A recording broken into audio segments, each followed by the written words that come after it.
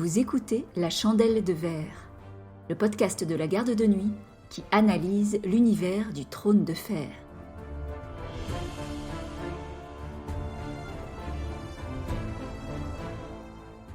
Qui est Balerion ?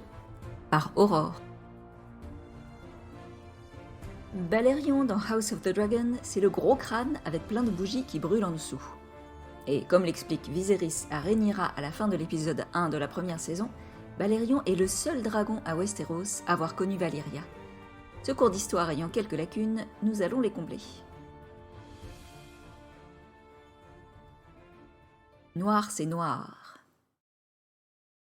114 ans avant qu'Aegon Ier ne conquiert Westeros, la famille Targaryen quitte Valyria et s'installe à Pendragon.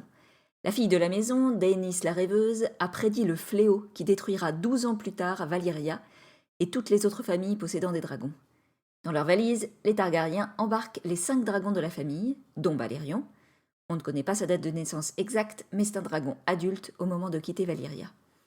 Les 4 autres dragons meurent au cours du siècle suivant, tandis que 2 autres dragons naissent dans la famille, Vhagar et Meraxes. Quand Aegon Ier se lance à la conquête de Westeros, Balerion est sa monture, tandis que ses 2 sœurs épouses, Visenya et Rhaenys, montent respectivement Vhagar et Meraxes. Balerion a des écailles et des flammes noires. Dans l'univers du Trône de Fer, plus un dragon est vieux, plus il grandit, si on ne l'enferme pas. Plus son feu est ardent. Balerion est donc très gros. Il a la réputation de pouvoir gober un auroch entier et de couvrir les villes qu'il survole de l'ombre de ses ailes. On le surnomme la Terreur Noire. Balerion a quelques exploits à son actif, à l'époque où Aegon le Conquérant le monte. L'incendie de la flotte d'Arn le Noir, un Fernet qui dominait alors le Conflant, l'incendie du château d'Arenal, le feu dragon est si ardent que les tours de pierre fondent, la bataille du Champ de Feu, au cours de laquelle, conjointement avec Vhagar et Meraxes, il brûle les armées réunies du Bief et de l'Ouest, anéantissant entre autres la maison Jardinier et la quasi-totalité de la maison Lannister. Ça aurait peut-être arrangé les affaires des Targaryens et des Stark si toute la maison y était restée, mais bon. Aegon Ier l'utilise aussi pour incendier les châteaux dorniens lors de la première guerre dornienne et s'en sert pour ses déplacements, par exemple quand il s'agit de se rendre à Villevieille où il se fait couronner.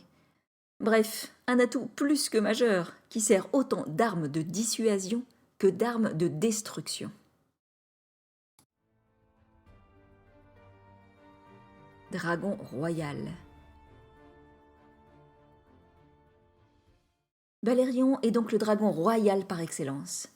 Histoire d'en remettre une couche, c'est son souffle qui a fait fondre les épées des ennemis vaincus par Aegon et ses sœurs pour forger le Trône de Fer. Du coup, le fait de pouvoir chevaucher Balerion est un symbole fort. Quand Maegor le Cruel, second fils d'Aegon Ier, monte à son tour Balerion en l'an 37, d'aucuns y voient une preuve de sa supériorité sur son frère aîné Aenys Ier, qui a son propre dragon, Vif-Argent, mais celui-ci est beaucoup plus petit que Balerion, et de son aptitude à régner. Maegor n'hésite pas à utiliser Balerion pour éliminer ses ennemis lors de la guerre de la foi, qu'il oppose au clergé des Sept et à tous ceux qui lui reprochent sa politique en général et sa polygamie en particulier. Il l'utilise aussi contre son neveu Aegon, fils d'Aenys Ier. Encore un Aegon. On va l'appeler Aegon le sans couronne pour clarifier. Quand les deux se disputent la succession au trône. Balerion règle rapidement le sort de Vif-Argent, désormais monté par Aegon, mais toujours pas assez gros pour faire le poids.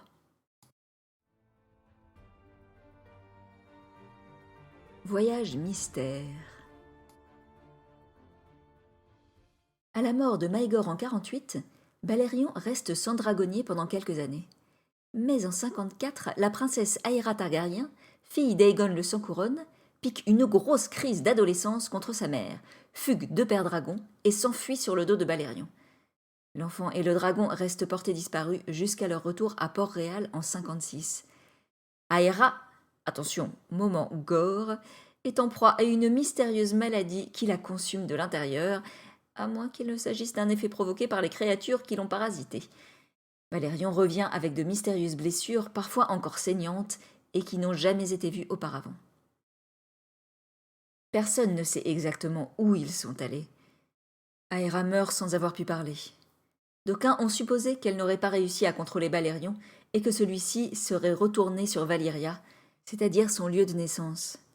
De là à savoir ce qu'il y aurait trouvé, rien de bien rassurant si c'est bien là qu'ils sont allés.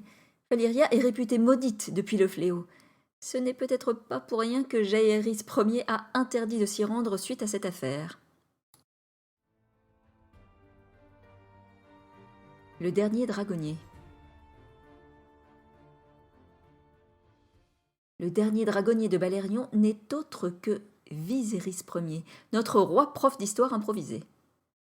Un peu étrange qu'il n'ait pas précisé que Balerion était son propre dragon, parce que monter Balerion, le plus gros et le plus ancien dragon de Westeros, c'est quand même la classe.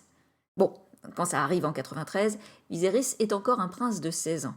Par contre, Balerion a pris un coup de vieux, et les blessures reçues lors de son voyage Minster n'ont peut-être pas aidé. Il ne grandit plus, a du mal à décoller, et encore plus à voler vers Père Dragon.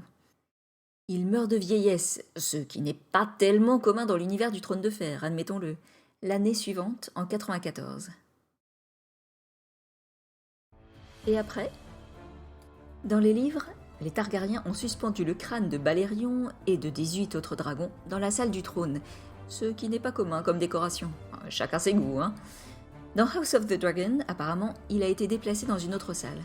Dans Game of Thrones, et là on rejoint le canon des livres, une fois n'est pas coutume, Cersei affirme que c'est Robert Baratheon qui a fait descendre les crânes dans les caves du Donjon Rouge avant que Qyburn ne se serve de celui de Balerion comme d'une cible pour son arbalète géante. Triste fin pour celui qui est sans doute le dragon le plus célèbre de tout Westeros.